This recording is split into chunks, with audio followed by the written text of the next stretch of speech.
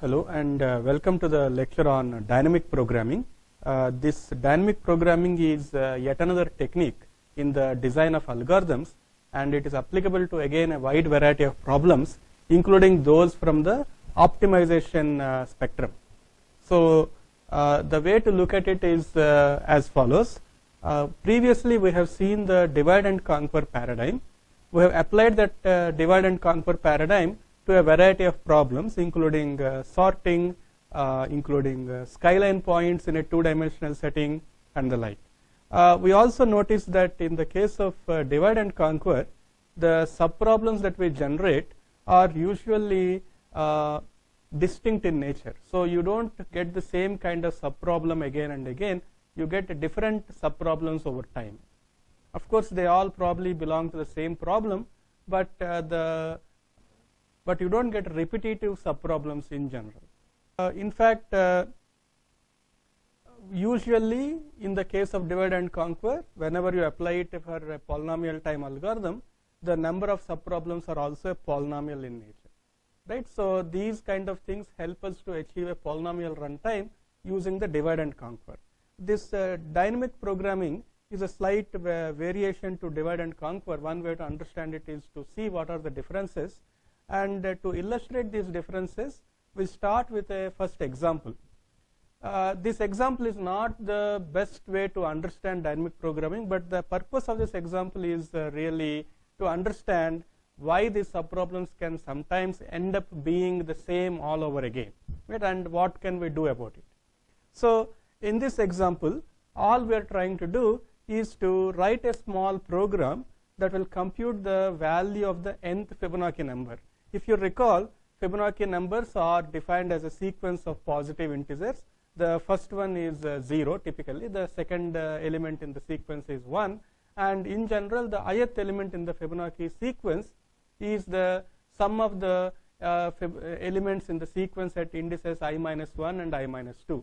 So in general we have a recurrence relation also which says f of n equals f of n minus 1 plus f of n minus 2, with initial values or boundary values, as we call them, as f of 0 equal to 0 and f of 1 equal to 1. In fact, you can take any two integers as boundary values. There are several ways to study how the sequence grows or shrinks as the boundary values change. But we'll consider the standard textbook example. We say that 0 and 1 are the boundary values at position 0 and 1 respectively. And in general, the nth Fibonacci number is the sum of the previous two Fibonacci numbers. So a simple recursive program to compute the Fibonacci number could go like this. It will say if n equal to 0, you simply return 0. If n equal to 1, you return 1. Otherwise, you return the program recursively called with input n minus 1, which will return you the value of the n minus 1 Fibonacci number. You add it to the output of the program at input n minus 2, which is the n minus 2th Fibonacci number. Once you compute the sum of these two, you get the nth Fibonacci number, and that's what you return.